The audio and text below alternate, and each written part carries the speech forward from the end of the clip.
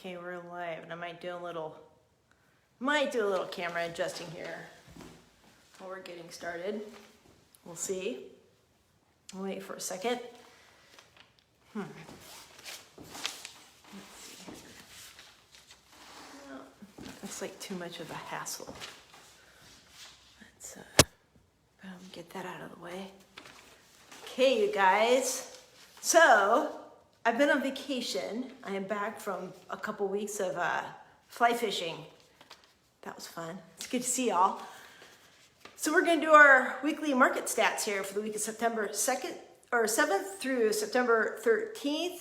I'm Stephanie Dupuis with Dupuis team at Keller Williams West Sound, and I'm going to have a little bit of a jerry-rig system. I think our days of being outside are maybe a little short-lived. It's a little rainy and windy out there, so let's see what next week brings. So here's what we're going to go over today. We're going to go over our market stats, give you an overview of that, and then we're going to go into something else that happened right before I left town, and it's still kind of going on. And those of you who are interested in what's going to happen in the market and what is going on in the market, I think you ought to keep your eye on this ball. So, all right, let's get going with our market stats. New listings, this is without Bainbridge Island, 111. We have seen an increase in new listings for sure in the last couple months. So this is in the last 2 weeks, this is a 25% increase in listings.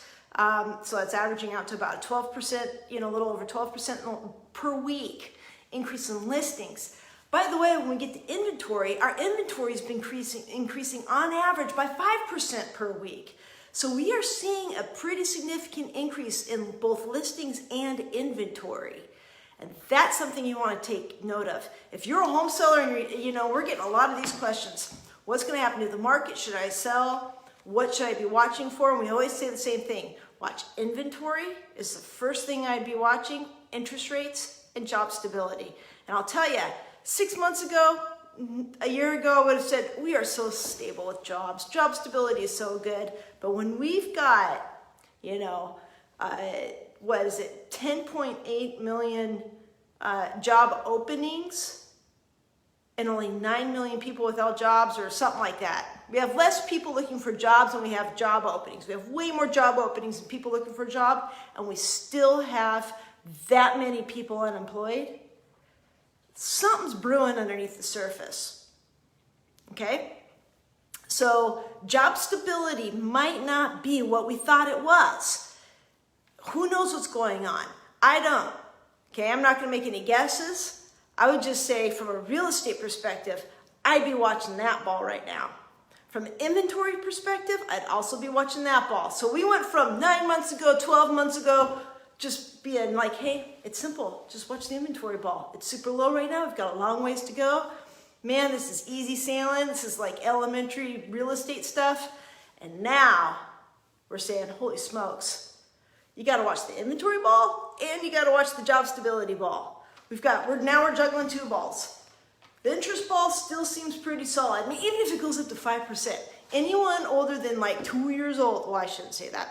Anyone that has been around for, the last 20, 30 years buying homes knows we're seeing unbelievable interest rates. And I'll always remember my dad calling me when I was like 23, 24 years old, and he was like, hey, interest rates just hit 9%.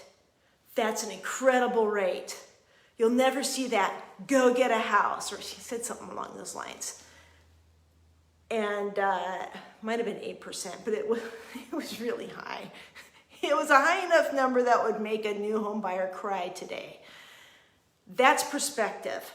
So we've got a long ways to go with the interest rate still, but watch that job stability, watch that inventory. So inventory, we're seeing both, I gotta put one of my things down, hold on.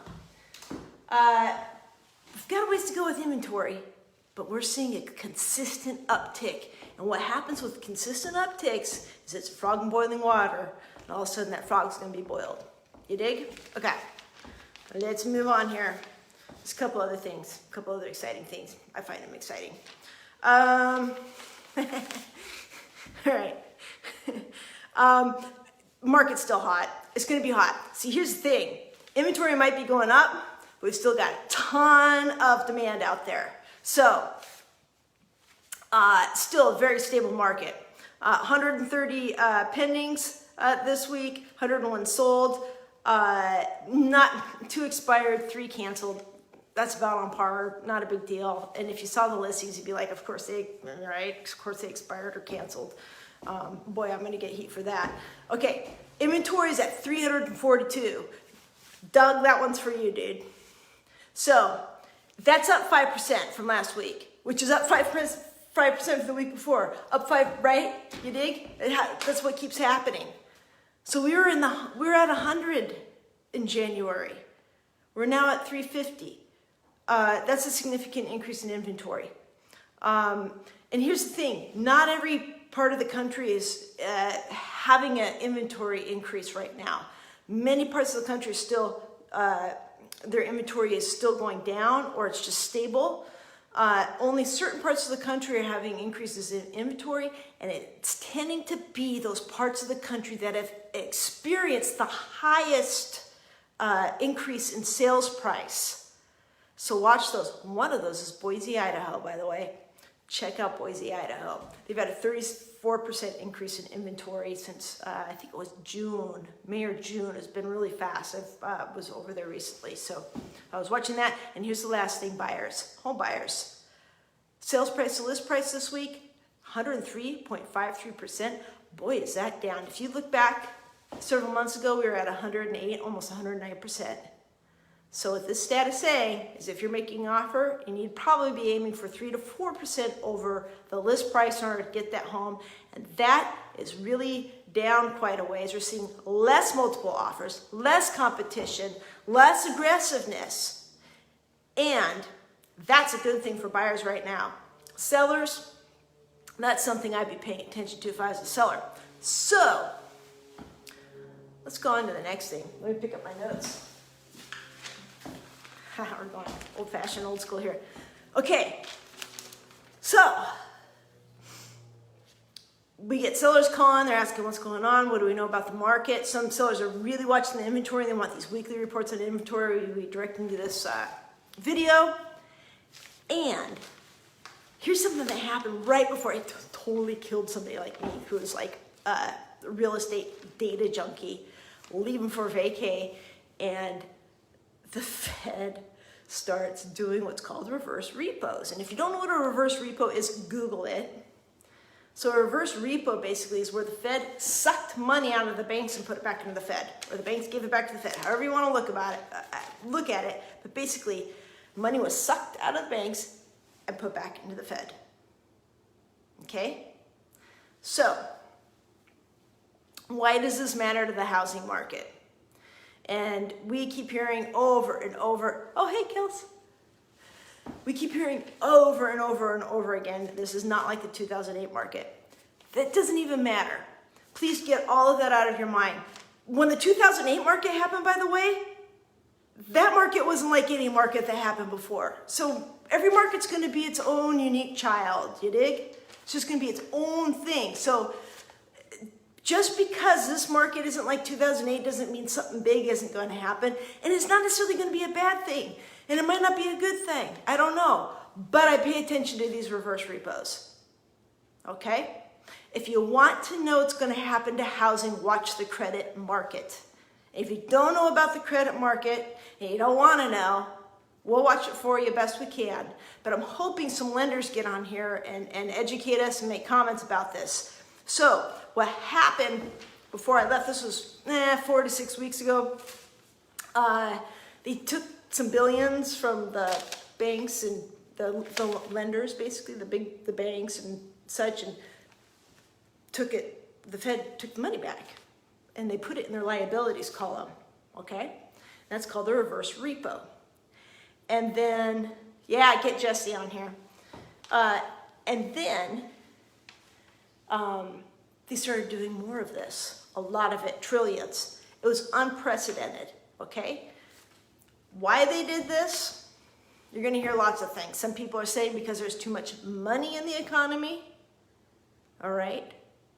Because we've had some quantitative easing. So basically this is called reverse quantitative easing. And So that's possible. Some people are saying that it's because there are no qualified parties to lend to. Okay, there was a lack of qualified,